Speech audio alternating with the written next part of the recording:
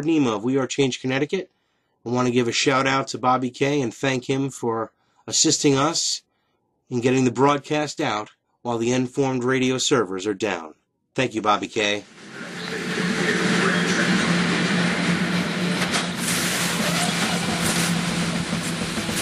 Don't assume it was left by accident. If you see something, say something. I don't think that private institutions have control over nation's currency. We need a manufacturing base, and then our economy will take off like a rocket.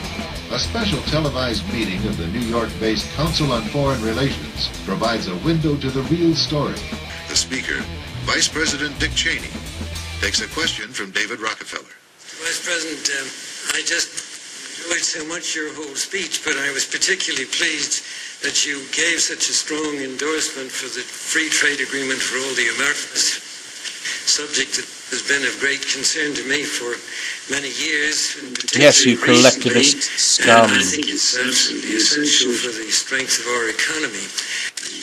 Rockefeller's role in the drive for an FTAA was a lot more central than he portrays. Rockefeller cultivated Latin American leaders who could be counted on to support such a proposal. Both the 1994 Miami Summit and the FTAA proposal were conceived and nurtured by a Rockefeller-created network. Prominent among the organizations sponsoring the Miami event were the Council of the Americas, founder and honorary chairman David Rockefeller, the Americas Society, chairman David Rockefeller, the Forum of the Americas, founder David Rockefeller, the Institute for International Economics, financial backer and board member David Rockefeller, the Trilateral Commission, founder and honorary chairman David Rockefeller. Thank you very much, Richard, and I am delighted to be here in these new headquarters. I have been often to, I guess, the mothership in New York City, but it's good to have an outpost of the council right here down the street from the State Department. We get a lot of advice from the council, so this will mean I won't have this far to go to be told what we should be doing and how we should think about the future. He was chairman emeritus of the CFR when Vice President Dick Cheney once served as a director, a relationship that Cheney concealed during his congressional career. It's good to be back at the Council on Foreign Relations. As Pete mentioned, I've been a member for a long time and was actually a director for some period of time. I never mentioned that when I was campaigning for re-election back home in Wyoming. Too many kids are what's making the planet worse. A lot of these kids come from bad gene pools. They don't have stable parents making good decisions. Mercury-containing vaccines may help, not harm kids, according to 2 new studies in the journal Pediatrics. These new studies suggest that the opposite, that the preservatives may actually be associated with improved behavior and mental performance. Fluoride in water is supposed to fight tooth decay, but could it also cause cancer? Turns out the government had the right under U.S. law to conduct secret testing on the American public under specific conditions. The government-sponsored experiments did take place at hospitals, universities, and military bases around our nation. Some were unethical, not only by today's standards, but by the standards of the time in which they were conducted. Any attempt to achieve world order must be the work of the devil. Well, join me. I'm glad to sit here at the right hand of Satan. There's a need for a new world order. Someday, in the next few years, a solution will emerge. The Great Wall is no longer a wall dividing China from the rest of the world, but it is a reminder of the fact that there are many walls still existing in the world which divide nations and peoples. But we are determined that those differences not prevent us from living together in peace. The interest that each of us has to maintain our independence and the security of our peoples, and the hope that each of us has to build a new world order. We are in process of developing a whole series of techniques which will enable the controlling oligarchy to get people actually to love their servitude. People can be made to enjoy a state of affairs which by any decent standard, they ought not to enjoy. What is at stake is more than one small country. It is a big idea, a new world order, where diverse nations are drawn together in common cause to achieve the universal aspirations of mankind. Freedom and the rule of law. Republican and Democratic presidents alike, from Harry Truman to George Bush, stood for freedom and stood for certain propositions that would make America strong and healthy and grow the middle class and shrink poverty and stand against communism.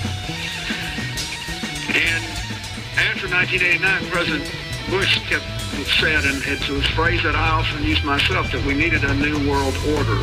I think its task will be to develop an overall strategy for America in this period when really a new world order can be created. It's a great opportunity and it is a crisis.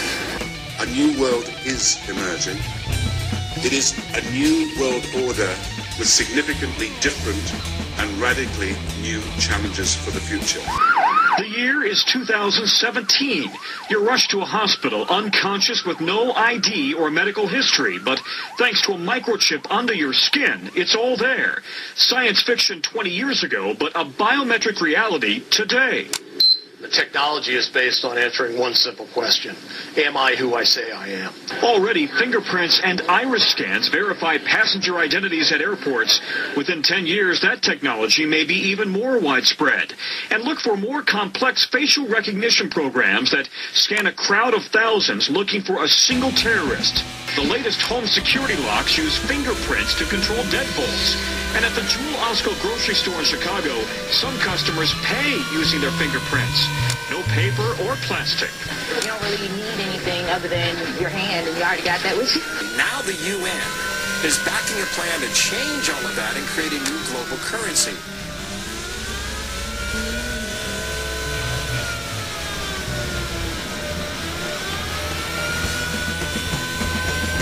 We are change, exposing the collectivist global elite's Malthusian quest for a new world order.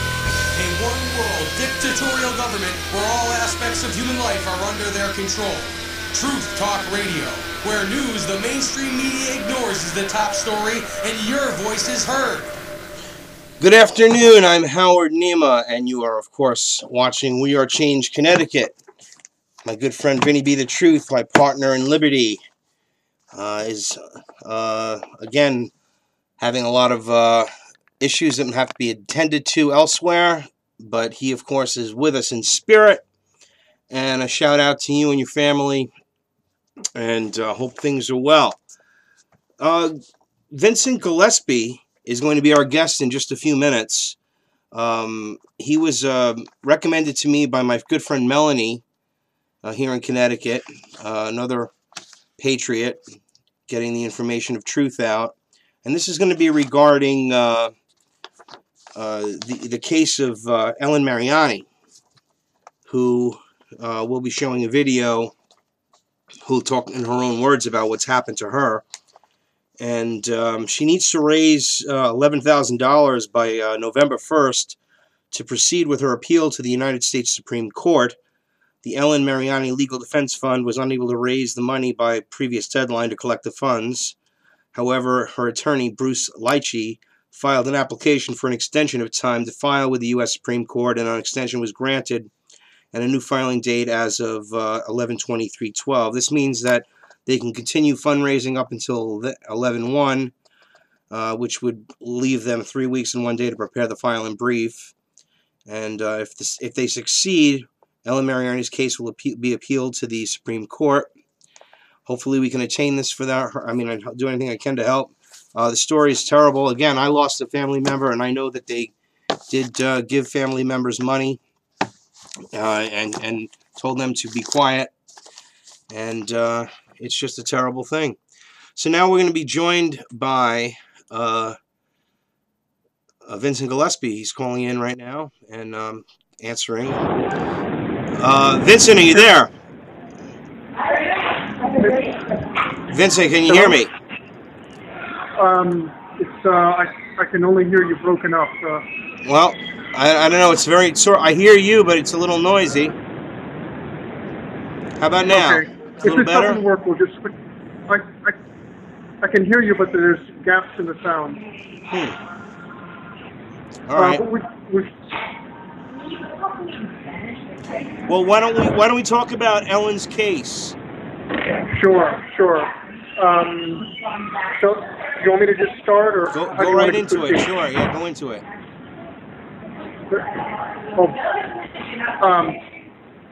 Howard? Yes. I think that there might be too many problems. I think I better call back on the cell phone. All right, why I'm don't really you do that? trouble. Why don't you try the cell phone? All right, call again on the cell phone, sure. Okay. Okay, yeah, he was Skyping in. Maybe there's a Skype problem there. Anyway, we ended that. So I'll just have him, he'll just call us in right away. Anyway, to begin on this case, again, her husband perished on 9/11. My cousin Al did too. Here, he's calling in now. And let him answer. Okay, you're on the air. Okay. Sounds a lot. It does sound a lot better, actually. A stronger signal. Okay. Good. So shall I? You want me to just? Yeah, go into it. I went into a brief. Synopsis of it. Okay. Okay. Well, okay. After 9/11, there were. I'm stepping outside, so there'll be less background noise. After 9/11, there were, many families that wanted to find justice in the courts. There was a victims' compensation fund that was set up by Congress, and most of them took the money, and then part of that is they agreed to not sue anybody. But there were 96 cases, approximately 90, I believe it's 96, that said, no, you know what, we don't want that. We want to find justice in the courts. We also want to find out what happened. We want a trial. All those cases were routed through the courtroom of Judge Alvin Hellerstein, and every one of those cases, every one of them was bullied, badgered, manipulated, pressured, and just basically forced to settle out of court. Every one. So not one has gone to trial. There's not been one trial out of all those cases.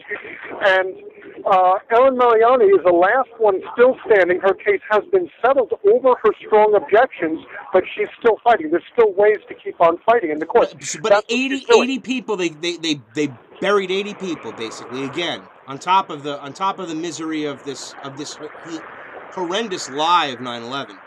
That they had the audacity to bury these cases. It's unbelievable. Yeah, it's 96 cases. Yeah, 96 cases. That's even worse. It's unbelievable. Yeah. And I mean, they just don't want people to come to trial. They don't want these to come to trial because a trial involves discovery, and trial involves deposing people under oath, and there's all kinds of evidence that can turn up, and they don't want that to happen. It's a way of having an investigation. So, but, she's trying to, so what she wants to do now is to appeal to the U.S. Supreme Court. It's called a petition for writ of certiorari. And there's so many improprieties, there's a lot that her attorney would have to write about in the brief. But we need to raise money to do that. We need to raise $11,000 by November 1st. So we've got over 3,000 right now. What's the website they can donate at? Why don't you tell everybody listening? Okay. MarianiLawsuit.com. That's MarianiLawsuit.com. And you can donate online. You can also send checks or money orders. Right now, architects and engineers for 9/11 Truth put us front and center, which is great. It's helped. We're getting more activity. We're getting more donations in, but it's still a long way we have to go. It's over forget exactly what it is. Over $7,000 that we still need by November 1st. So we're really doing everything we can, and I very much appreciate you having me on your show because that'll help.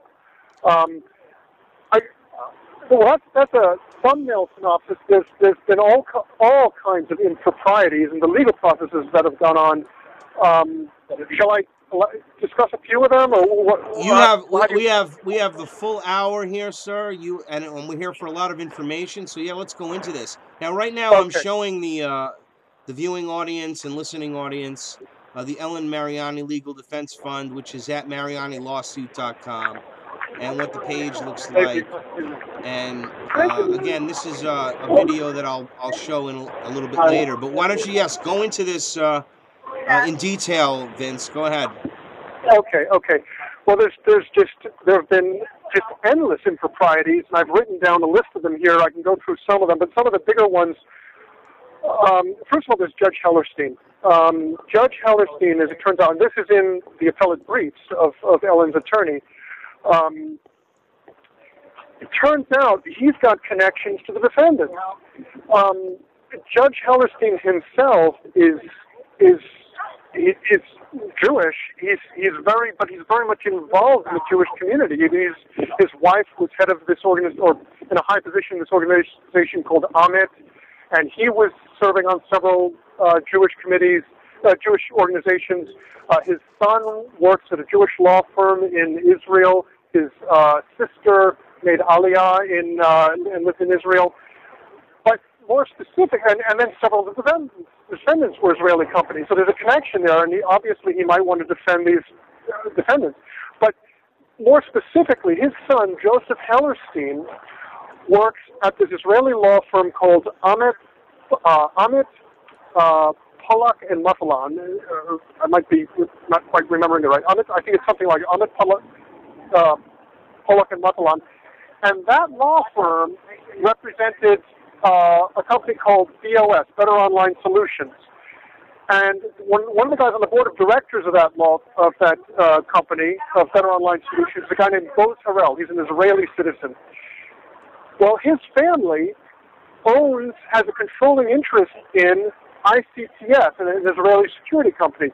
Now, when I say controlling interest, I mean they own more than 50% of the stock. That means you have total control of the company. Well, that company is the parent company of Huntley USA. That's the passenger screening company at Logan that supposedly let Logan Airport, that supposedly let all these hijackers on the plane.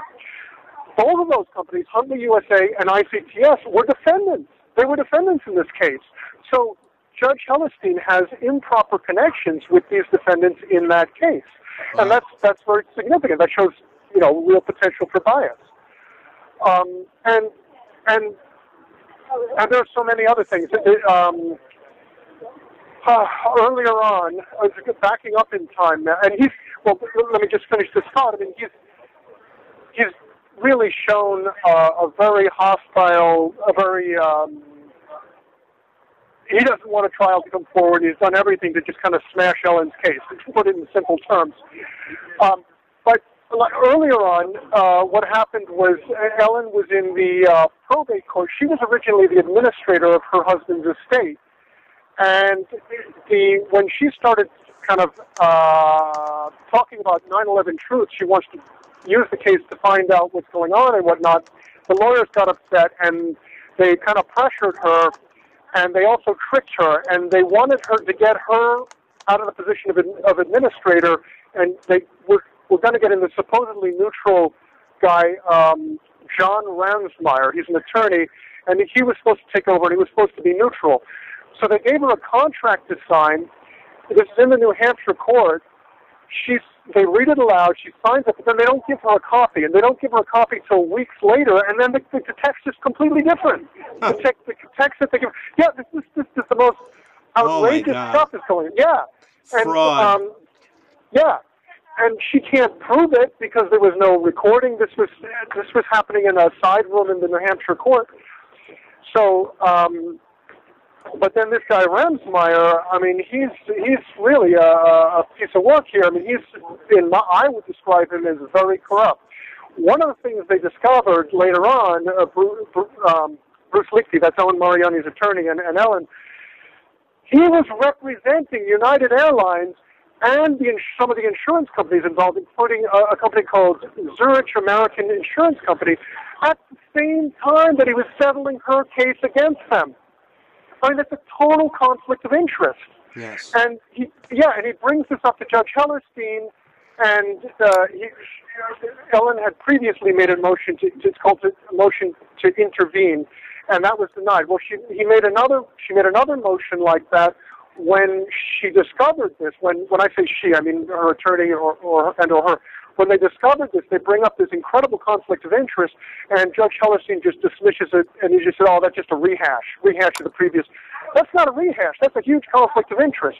Right. And there's so many, it just reeks with corruption. This whole process. It's just a rigged process.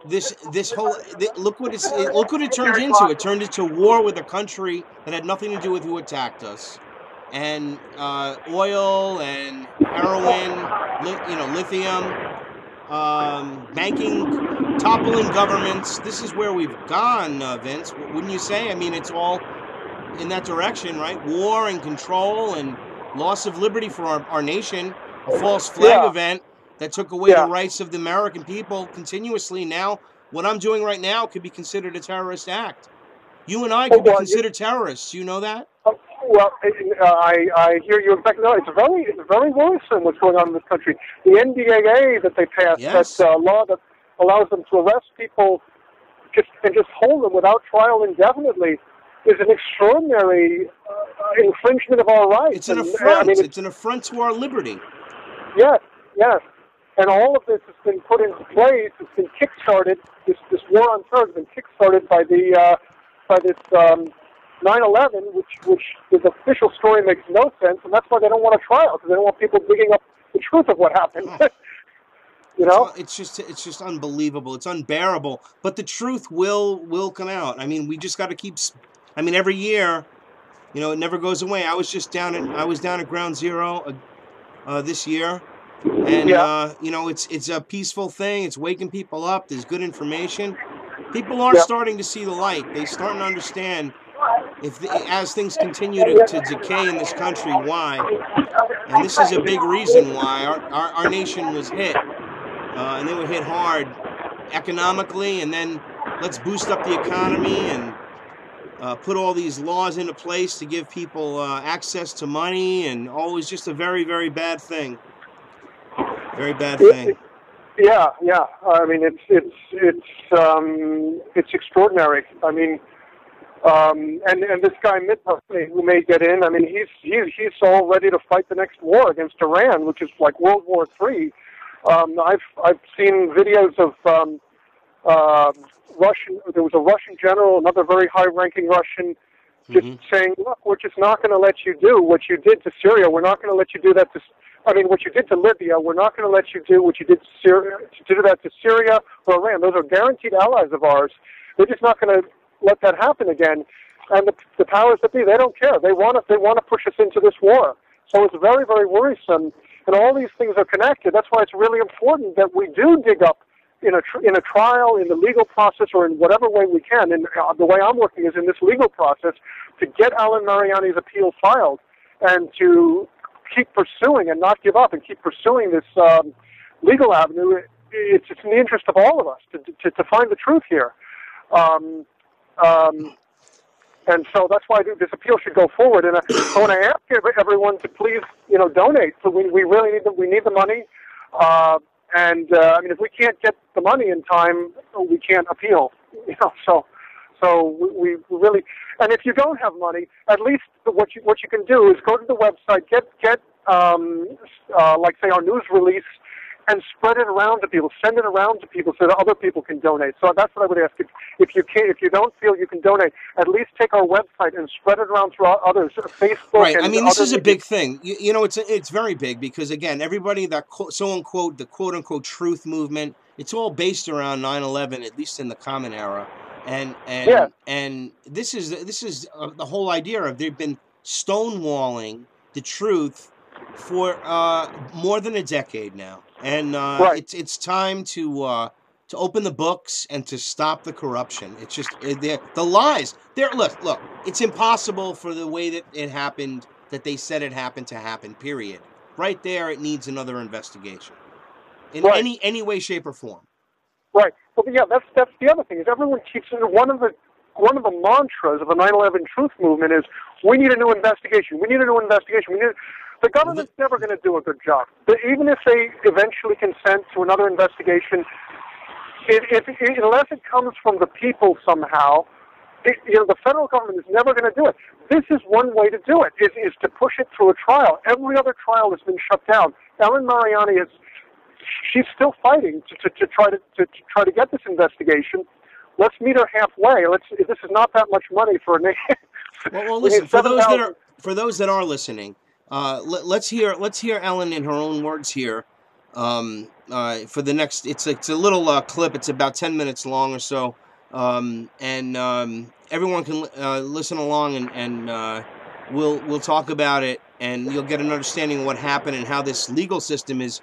There's a collusion here that's obvious, and let's get into this deeply afterwards. All right, so everybody here, this is Ellen Mariani in her own words. Tonight, I have a very big gag order on me from the lawyers and the judges. For the lawyers and the judges. I have hired and fired probably 8 attorneys. When you get older, you get wiser. You can only lie so many times, and then it's over. I lost Neil, my husband of 13 years. He was the love of my life. It wasn't my first marriage, so it was love at first sight. I want everybody to remember one thing. Never say never. Because I was introduced by a friend, and we don't have time to talk about it, but I thought he was playing a joke on me. So I stood this man up for 1 hour, thinking, he's just playing a joke. I turned the opposite way to my right instead of getting out of the car to the right, and I dreaded looking at him. I couldn't believe what I saw standing there. He was perfect for me. I wished I'd met him years before. We were married 13 years. It would have been 20 years today, or in July. Sorry about that. I can't talk about what has happened. If anybody has ever looked up what I've done, why they have put a gag order on me. The open letter to the president. Has anybody ever read the open letter to the president? Okay. I want to say so much, and I can't. Because they have forbidden me. Because I'm known all over the world. And I didn't mean to, but the day, 7 years today, I was on a plane at 6 in the morning going to my daughter's wedding. You can see the first one, I can look right here, was when we were married in '88. If somebody's gonna push this, I don't know how to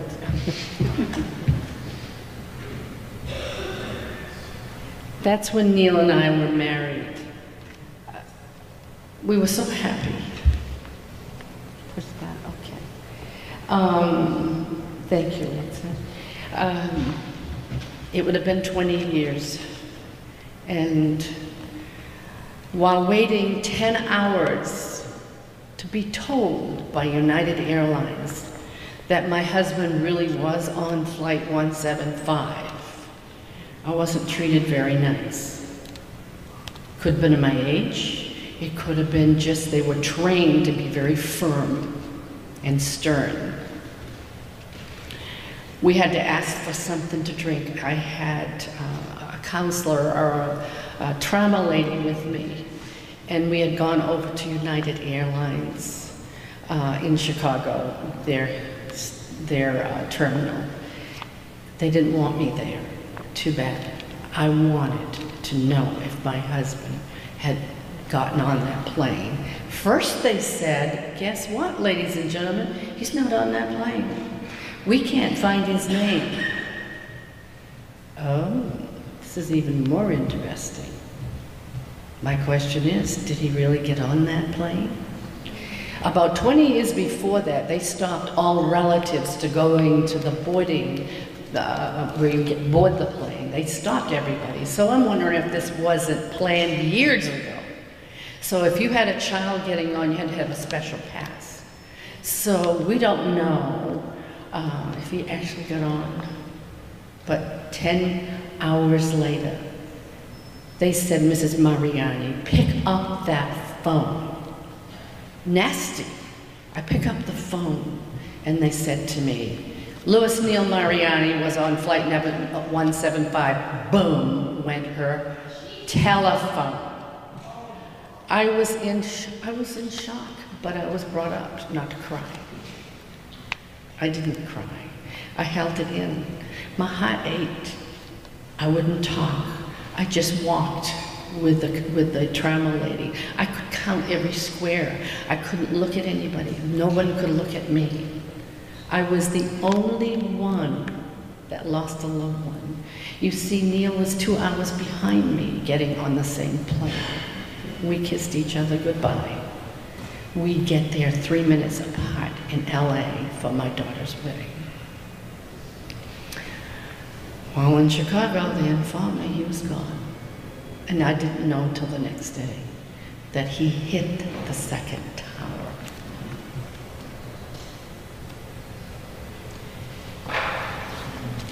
This is the ticket that, it's an itinerary of the United Airlines for Louis Neal Mariani. We lived in New Hampshire at the time.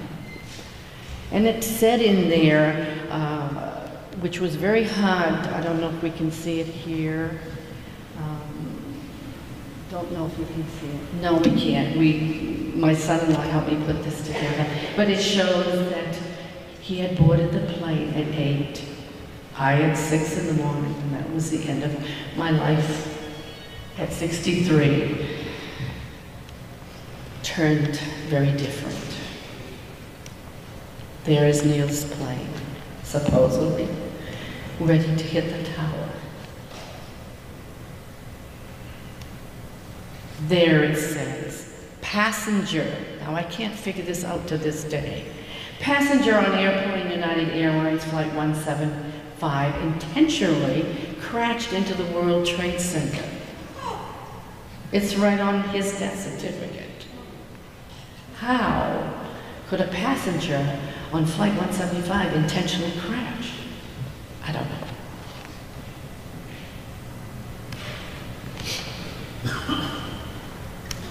It's not working.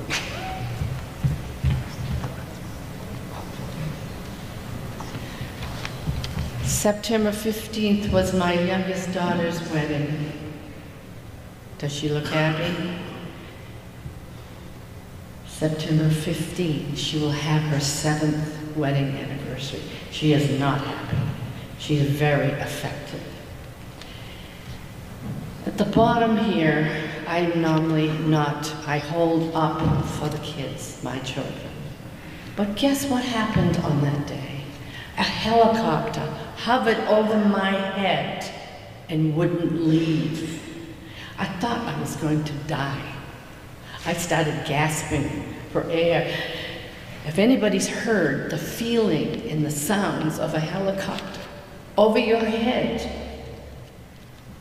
it is horrible. Then I gained my posture. And then as they were kissing for the photographers, I had my hands up because they wouldn't let them kiss. They kept telling me to get a little closer, and I'm thinking, oh, this is great. My daughter's already upset. She's probably going to blow it right here. So I had my hands up thinking, oh my God. But it turned out okay. There is my husband. He loved popcorn. And so we wanted to put that in, and the other picture is the last picture that was taken in April. There are no more. There are many tears for Neil and all of us, but I hold it inside. I try to be strong, and it has helped a lot of people. On the way out here, and I thank We Are Change for inviting me, I sat beside a pretty lady, and she had an accent, and she was from another country. She had been visiting, I now live in Colorado. She was visiting her brother in Denver. And I want to live in this country so bad, she says. She says the other countries are so dangerous. And I says, well, let me tell you a little story.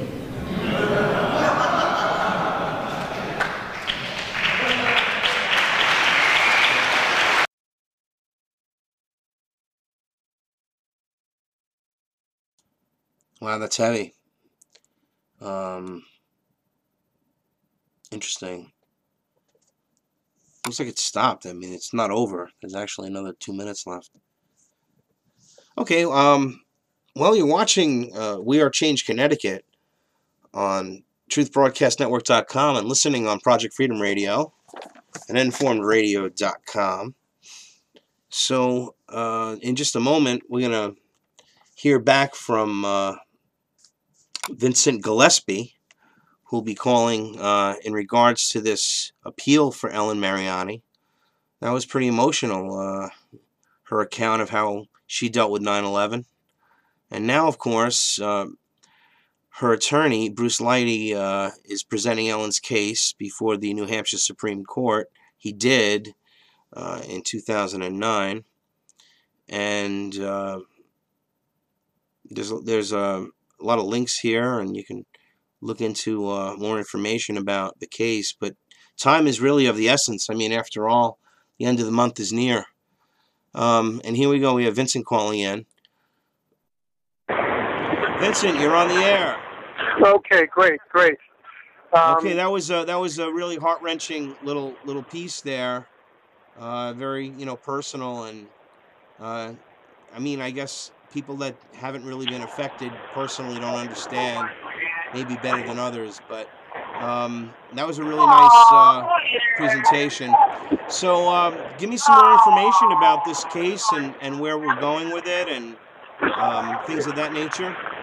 For sure. Well, one thing to talk about is just the impropriety. There have been so many improprieties, legal improprieties in this case. I mean, it's just one thing after another, and she's had this trail of destruction. Well, I don't know what the right word is. She's had like she mentioned in the video. There's been like 8 lawyers before Bruce Lichte, who she finally got. They've all been either disloyal, or they've been incompetent, or they've been. Most of them have been just basically in cahoots with the courts, and John Ramsmeyer is a particular.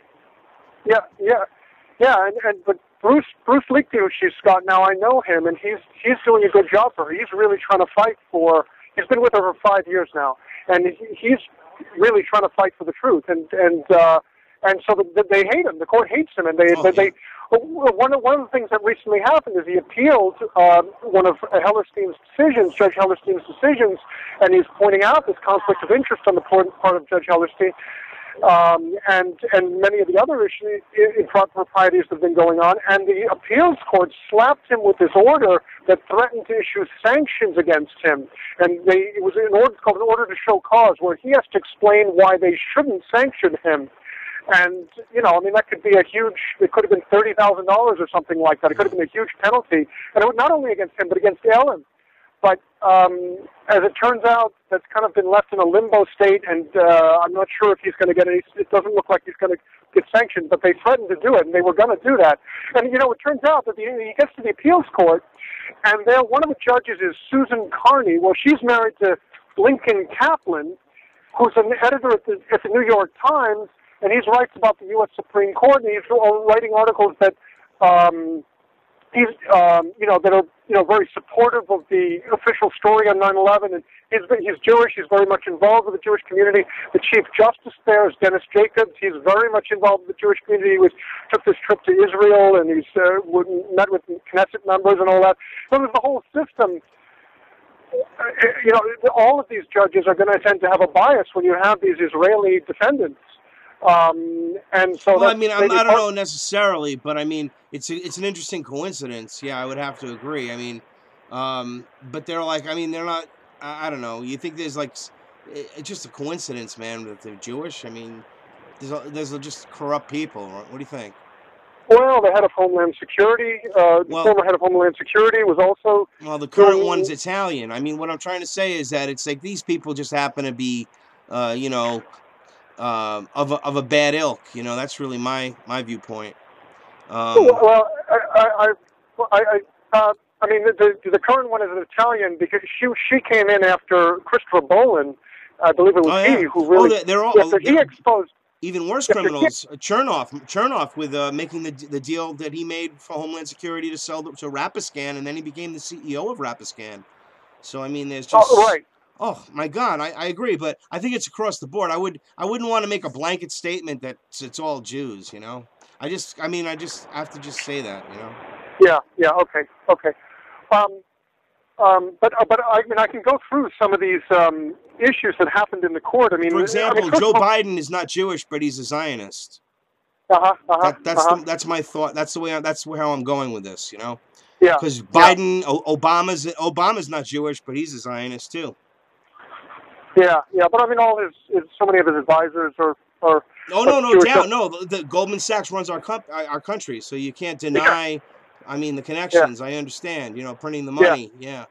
But I mean, that's not the main point. Right. I don't need to hammer that. Right, that's my point, right. Yeah. So, but the main point is we need to get this appeal filed, and we really need help from everybody. I can go through some of the other improprieties. You know, there's the one thing that's interesting. The listeners might find interesting is to read Ellen Mariani's open letter of 2007. You can find it on our website, and she details some of the stuff that happened. She talks there about how she signed the contract, then she doesn't get it till 3 weeks later, and the text is all changed, like I mentioned earlier. She also mentioned how she was in. There was never anybody in any of the hearings for her case. This is in the New Hampshire court. And then after one of the hearings, she finds out that there was this sign on the door saying something like, you know, 9/11 hearings, don't come in. Nobody's, you know, private. Or I forget the exact words. You're not supposed to be doing that. These are supposed to be public hearings. Somebody put a sign on the door preventing people from coming in. Yeah, that's right. That's a big problem. And then this John Ramsmeyer was demanding that she get a mental health evaluation from a psychiatrist, and ostensibly, you know, he tried to present it in the way that it was like just to show how much she was damaged. But she really believed it was because to try to discredit her, because she was complaining about his conduct.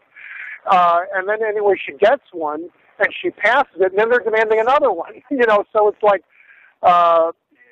they're just out to get her. And another thing that happened is that they submitted evidence when the settlement was being processed. I believe it was the appeals court specifically asked her to submit her comments because she was not a party at that time, and this is what she was trying to contest. So she submitted her comments, but John Ramsmeyer failed to file them. He failed to. You know, she's supposed to give her input on the settlement. She failed to file them. He submitted them under seal. That means in secret, in a secret packet. And the whole decision was made with the documents made under seal. Who knows what was in there? And they're still under seal. So it's like secret evidence. Judge Hellerstein made his decision based on evidence that we still don't know what it is. It's under seal. And also when they went to appeal, I know I'm jumping around on various issues here, but this. Okay. When they went to appeal, there were all these documents missing from the record.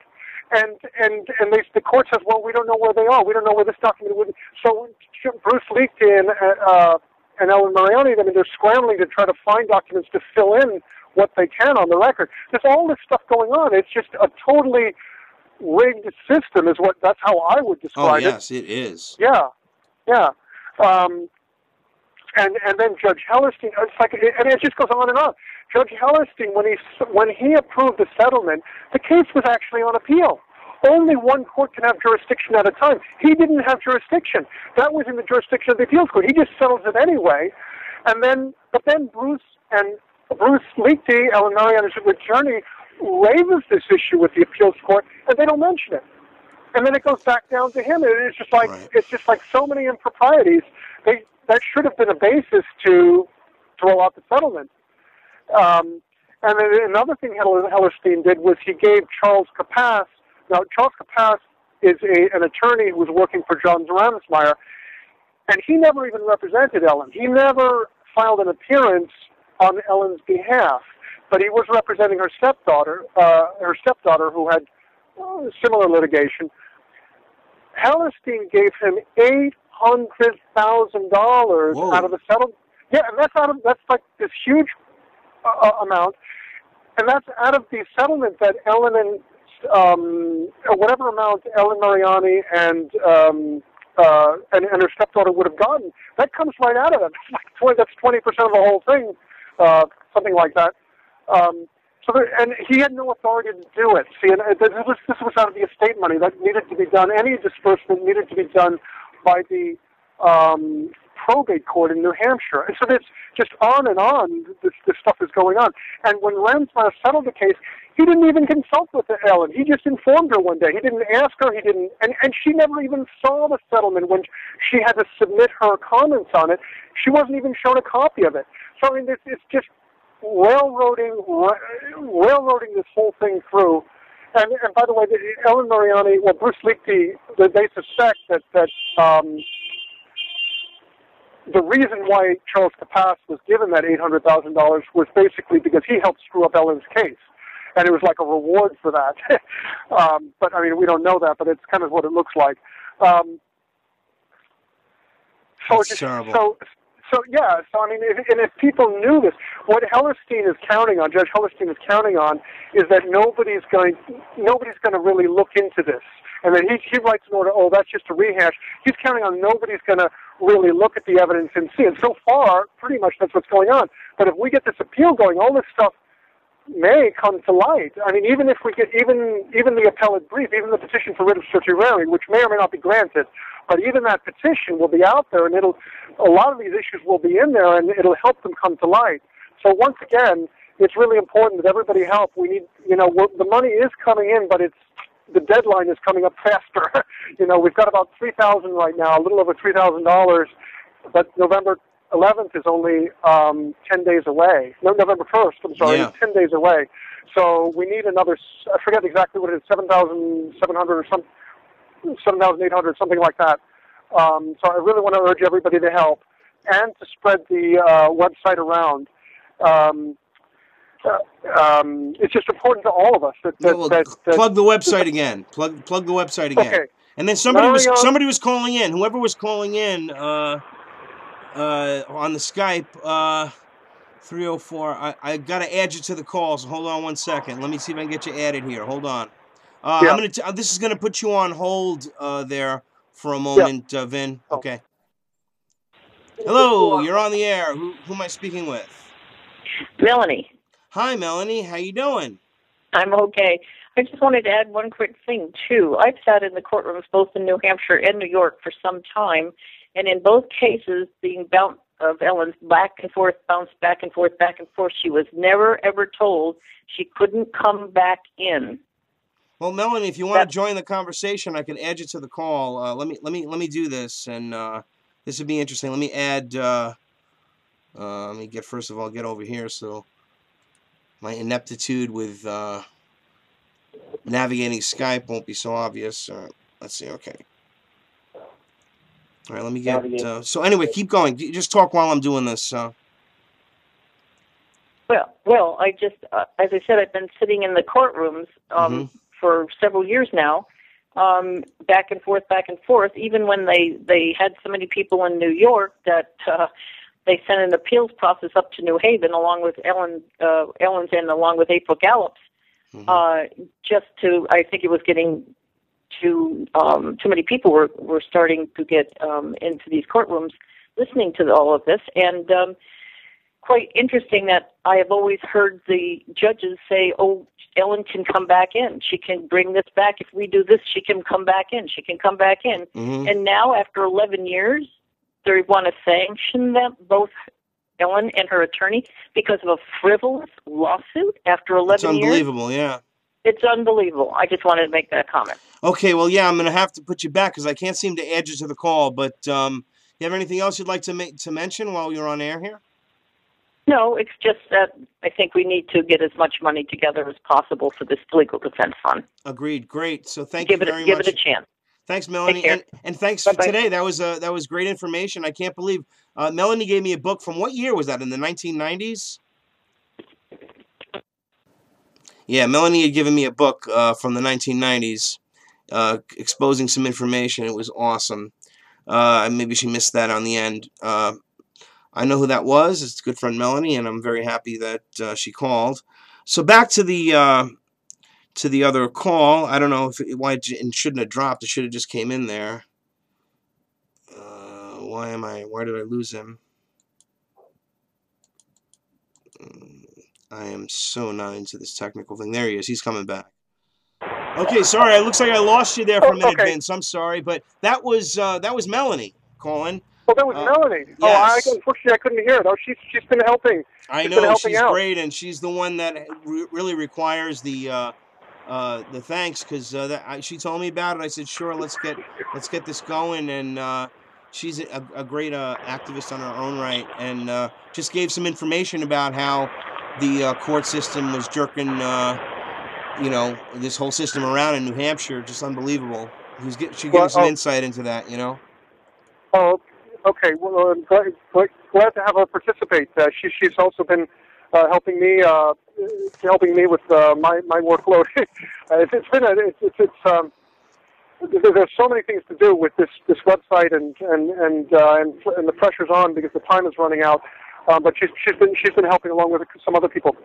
I was starting to get out the website. Shall I continue with that? Yeah, go right ahead. Please do. Yeah, it's MarianiLawsuit.com. MarianiLawsuit. MarianiLawsuit.com.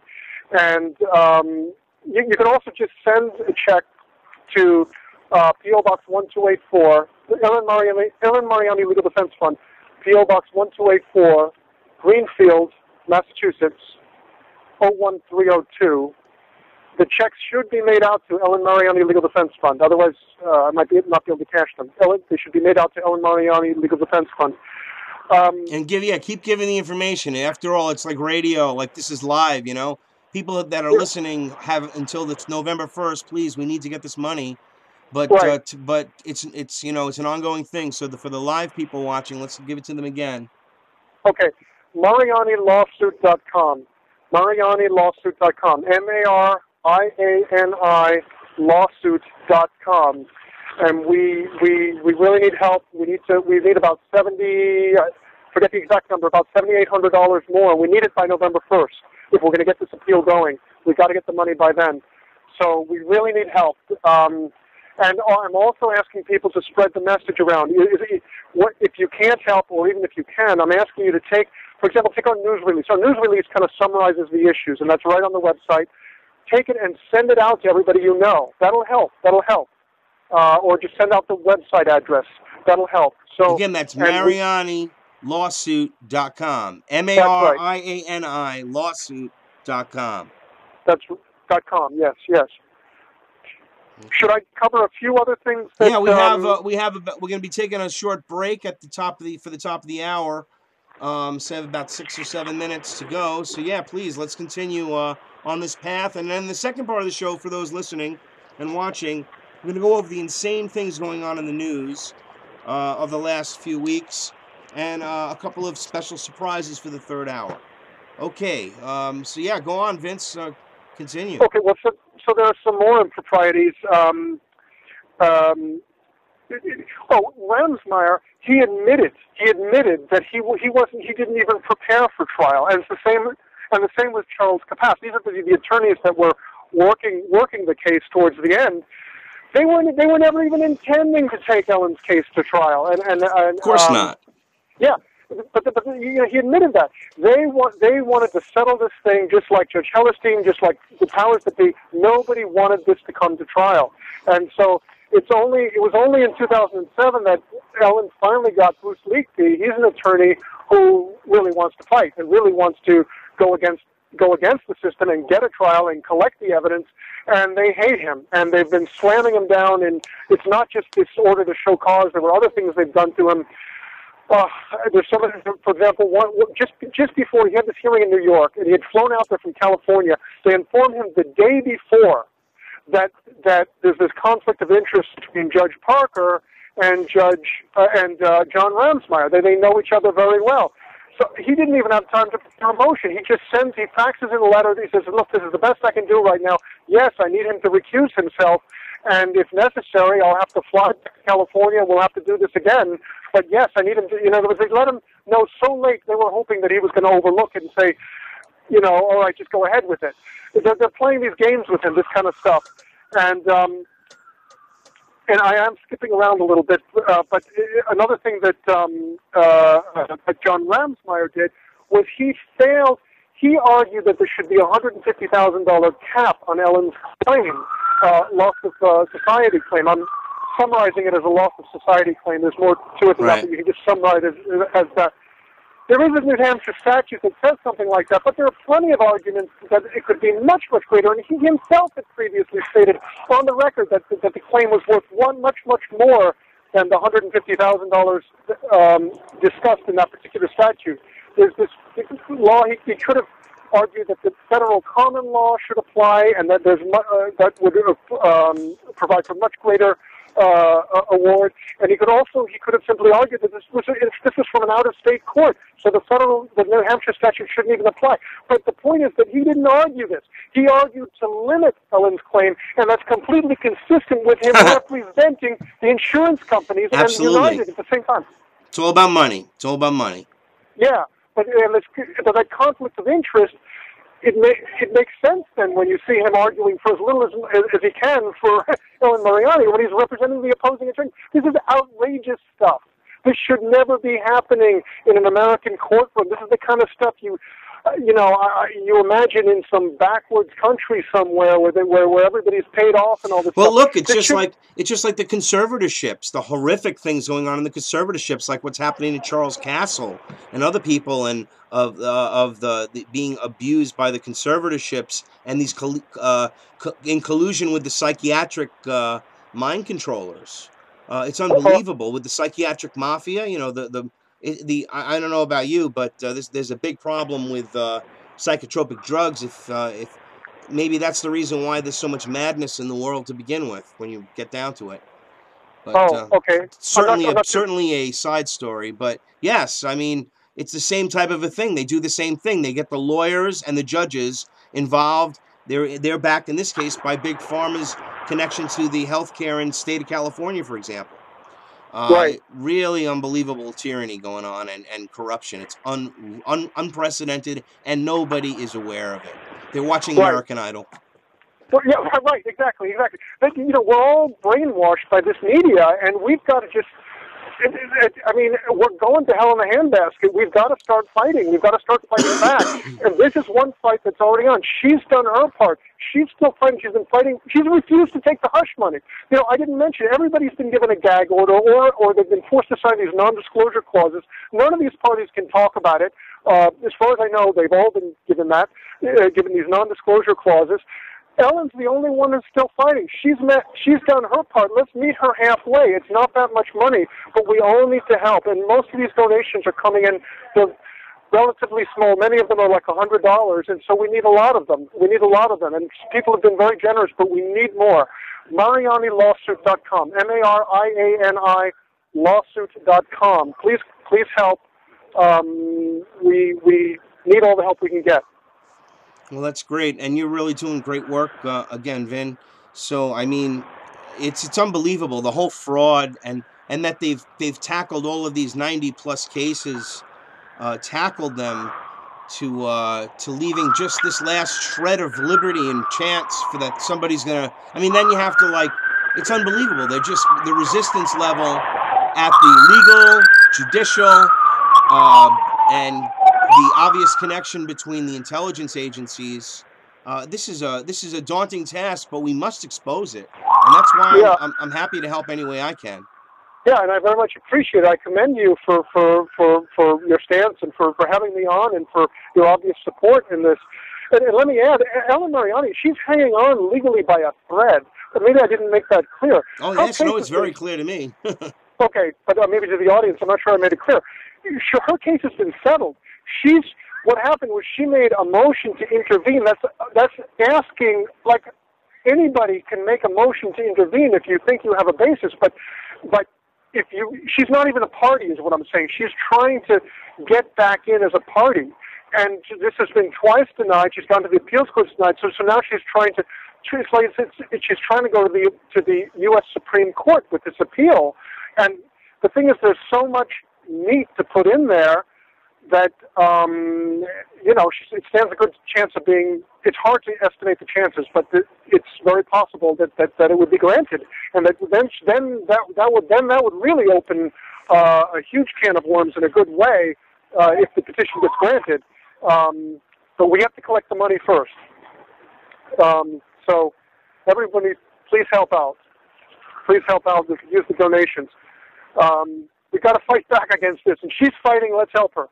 Oh, that's great words, man, and let's please listen. And I'm going to start adding that to my streams here. We have a streaming live here on livestream.com, Truth Talk News 24/7. There's a lot of truth and information here as well for live streaming information. It's actually broadcasting. Okay, that's the little warning we have before the break on the first hour. I want to thank you, Vincent Gillespies, for joining me and giving out this information. Thank you for spending time with us. You're very welcome. Thank you very, very much for having me on. You seem like a real good guy to me. Doing good work. God bless you, and death to the New World Order, and we're going to help Ellen Mariani. Remember, Mariani lawsuit.com. Mariani lawsuit.com. Yep. Thank you very much. Thank you very much. You're welcome, Vince. Take care. Okay.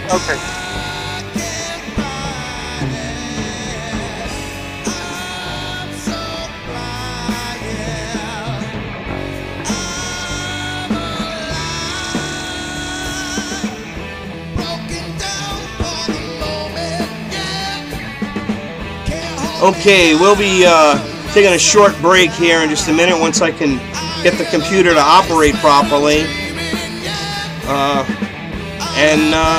Second part of the show, we're going to have second hour news and information, and then surprises for the third hour. So stay tuned. Again, you're watching We Are Change Connecticut on truthbroadcastnetwork.com and Project Freedom Radio. And this is Azure Soul with Illumination.